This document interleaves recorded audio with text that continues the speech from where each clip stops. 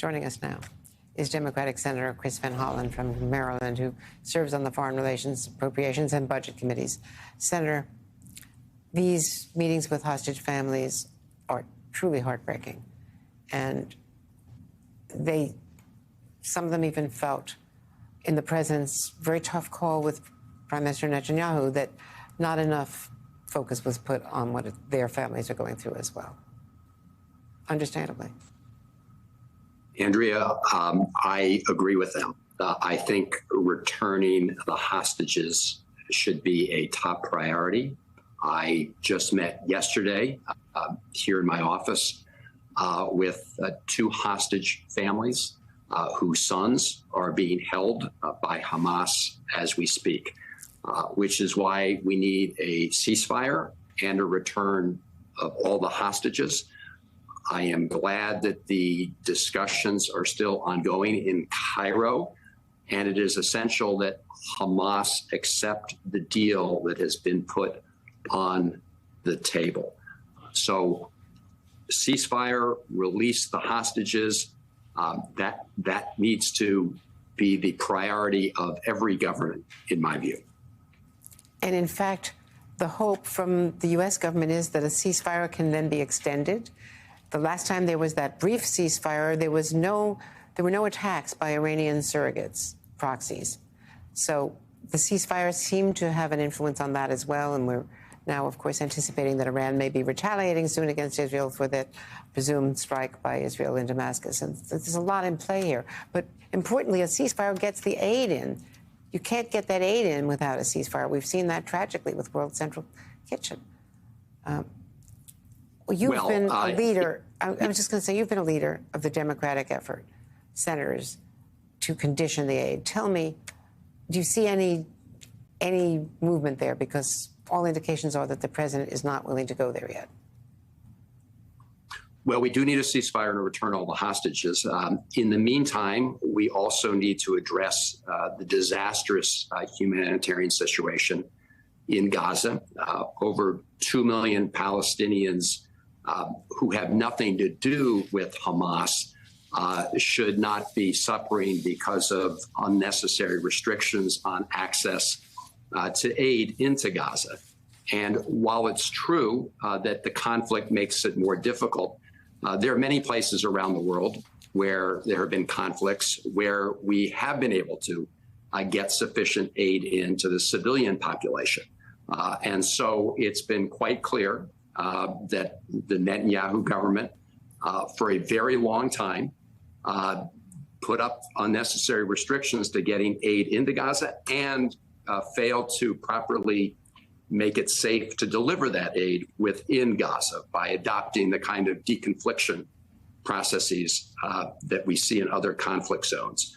And of course, we saw the terrible killing of 7 foreign aid workers. But Andrea, as you know, there have been 200 Palestinian aid workers that have been killed already during this war. So what I and many others have said is that the Netanyahu government should respect the requests of the President of the United States to allow more aid into Gaza, to respect President Biden's red line with respect to Rafah, and that our partnership cannot be a one-way street. It needs to be a two-way street.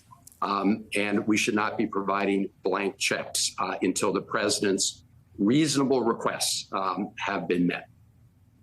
But the very day that the president was criticizing Prime Minister Netanyahu, the State Department and the White House were approving previously approved bombs, 2,000-pound bombs. These are offensive weapons, and these are the kind of bombs that were actually used in the third week of the war against a refugee camp, which did turn a lot of people against Israel. So as the president was describing to Netanyahu, this is not working for Israel in terms of world opinion. He also, let me just play a little bit of an interview from Univision taped last week, where he was more critical of Israel. What I will tell you is I think what he's doing is a mistake.